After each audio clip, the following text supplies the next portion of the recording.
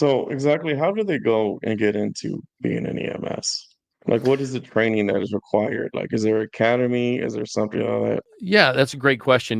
There's not an academy like the police officers have an academy that they go to. We have schools.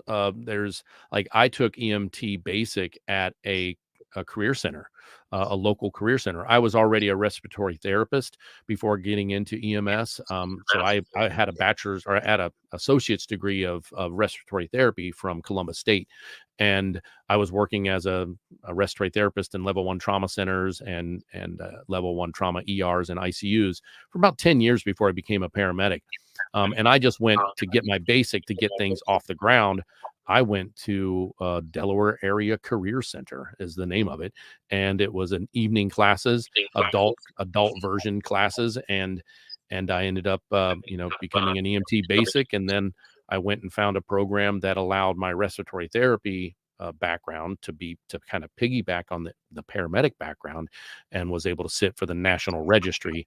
And that's what everybody in the nation that becomes an EMT, they have to take what they call the national registry.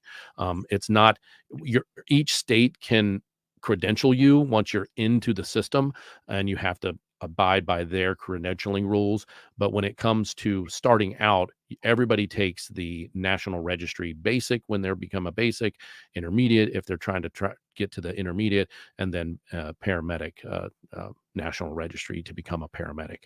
And that involves like a written test and then a hands-on like a proctor. Like you go in and you have different scenarios and you go in and you work it, and BSI scene safe as you walk in, so they know that you understand that our safety, because we don't carry guns like the law enforcement people, right?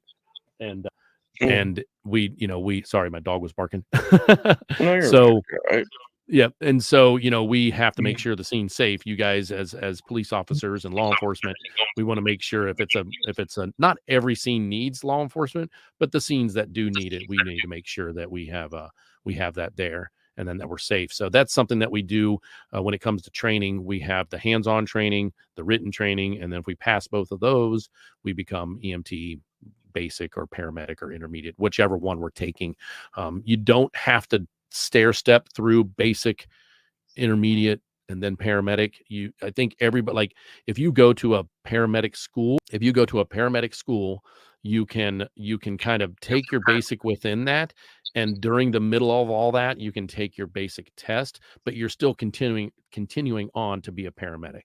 And then you eventually take your paramedic test. Then there's some people that just want to stop at basic, and then that the basic is not allowed to do the advanced life stuff. Like they're not allowed to interpret EKGs, they're not allowed to start IVs, they're not allowed to intubate on a respiratory distress. And that is, of course, per state. Each state has rules of what the EMT basic can do. Each state has rules of what the EMT intermediate can do, and then what we as paramedics can do.